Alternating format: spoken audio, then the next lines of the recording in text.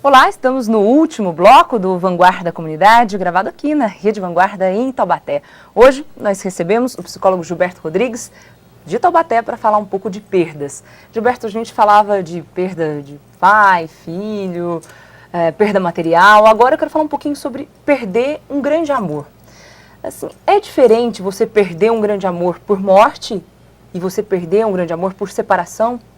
É bem diferente lidar com isso ou não? Em termos de intensidade de dor, talvez não. A perda por separação, a perda por abandono, a perda por traição, talvez tenha comprometimentos maiores, por incrível que pareça, do que a perda por morte. Porque a obviedade da morte, a constatação de que com aquela pessoa que morreu, com aquele grande amor que morreu, não tem mais o que fazer. Tem volta. Não tem volta. Agora, a perda de um grande amor por outras circunstâncias, muitas vezes cria uma confusão no sentido de qual foi a minha parcela de responsabilidade ou, de um modo mais geral, qual foi a minha culpa nessa perda. Quer dizer, o que eu deixei de fazer? E o que é pior é que normalmente as grandes perdas relacionadas às perdas de um grande amor, elas se dão por excesso de cuidado. Né?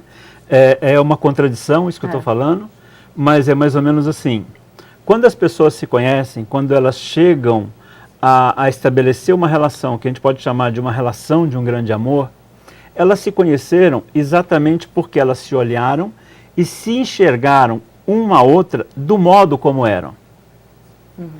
A partir do momento que eu comecei a me sentir muito bem do lado daquela pessoa, eu começo a fazer tentativas de prendê-la.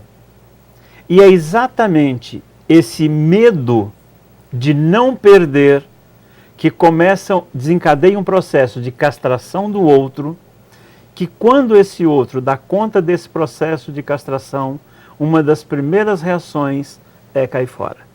Então, se voltarmos na origem desse processo, foi quando eu comecei a fazer movimento para não perder, foi exatamente ali que eu comecei a perder.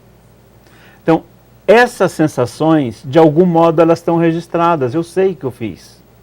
Então, eu sei que eu não cuidei ao prender, eu sei que eu não cuidei ao desconfiar, eu sei que eu não cuidei não vivenciando aquilo que era um grande amor. Então isso desencadeia a culpa, que é diferente da situação da perda por morte.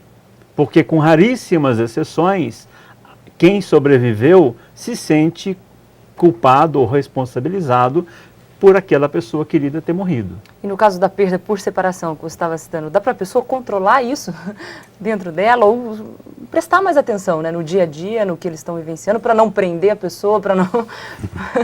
É difícil, né? Então,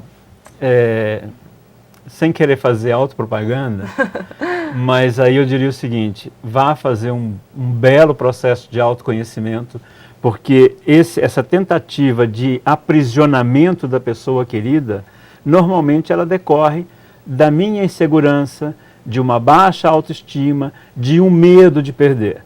Então, normalmente, isso provoca a perda do outro. Perdido, ou seja, a coisa já aconteceu, já acabou, não tem mais o que fazer. Todas as vezes que eu tento, vamos dizer assim, usar uma expressão até bastante popular, rastejar, eu não atraio, eu afasto mais ainda. Aí você pergunta, dá para controlar para que essa perda não aconteça? Dá. E por incrível que pareça, exatamente por ser tão simples a receita, ela é tão difícil de ser praticada. Se você tem um grande amor, viva esse grande amor. Porque enquanto ele está sendo vivido, ele está vivo. O problema é quando eu tento, e aí não importa de que lado seja, o problema é quando eu tento congelar aquele momento de prazer, aquela vivência de um grande amor. Nesse momento, ele está perdido. E Gilberto, ainda falando da questão do amor, né? E quando esse sentimento de perda vem acompanhado de um sentimento de decepção, por exemplo? A pessoa que além de perder aquela pessoa, ainda perdeu por traição, uma coisa que ela jamais esperava que pudesse acontecer. É difícil, é mais pesado lidar com isso? Ou o sentimento é o mesmo? Eu acho que o sentimento da perda em si é o mesmo. O que acontece é que esse sentimento de perda, ele é potencializado, ele é acrescido desse sentimento do outro ter feito algo que eu não contava, que eu não esperava. Quanto à decepção, é muito difícil dizer que alguém decepciona alguém. Né? Normalmente, as pessoas se decepcionam quando elas projetam expectativas e essas expectativas não são correspondidas. Agora, duas pessoas que estão se relacionando, namorados, marido e mulher, é natural que o que se espera é que haja fidelidade, é que não haja traição. Então, quando isso acontece, e muitas vezes isso leva ao rompimento, isso leva à perda, às vezes definitiva, quando isso acontece, você vai vivenciar dois fenômenos. A perda do ente querido, além do que o desencantamento, a desilusão, porque você não esperava de modo algum que aquela pessoa te fizesse ou fizesse com a relação aquilo que ela acabou de fazer. E aquela velha frase lá, que nada que um grande amor, um novo amor, resolva o antigo, né? Vale ou não? É um meio de sair dessa situação? A perda de um grande amor, ela também pressupõe uma vivência de luto. Ela pressupõe tem um período, de elaboração. Até porque, se nós estamos usando a expressão um grande amor, é muito provável que, tendo perdido esse grande amor, eu vá vivenciar um profundo, um intenso momento de tristeza. Então, se vivenciado o luto, passado esse grande momento de tristeza, aparece alguém, eu acho que seria muito saudável que não se ficasse vivendo um velho amor. Então, vamos abrir espaço para a reconstrução da vida. O que me parece prejudicial é trazer alguém para a sua vida para substituir o outro, para aliviar a dor que você está experimentando, para diminuir a tristeza que você está experimentando. Isso me parece muito complicado, porque quando você digere esse luto, essa pessoa ela terá sobrado.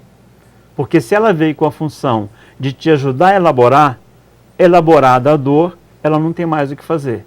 E aí muitas vezes eu acabo suportando essa relação como se eu dissesse mais ou menos assim: puxa vida, no momento que eu mais precisava, aquela pessoa me ajudou. Agora eu não posso simplesmente dispensá-la. E aí você suporta uma relação que normalmente não acaba bem. Tá certo, Gilberto. O papo está muito bom. Infelizmente, a gente não tem condições de prolongar ele, que o programa acabou. Mas numa próxima conversa a gente continua. A gente fica por aqui. Se você quiser participar do programa Vanguarda da Comunidade, mande o seu e-mail para a gente. Participe, mandando a sua opinião. É comunidadetaubaté@vanguarda.tv. comunidadetaubaté@vanguarda.tv. Um ótimo domingo para você.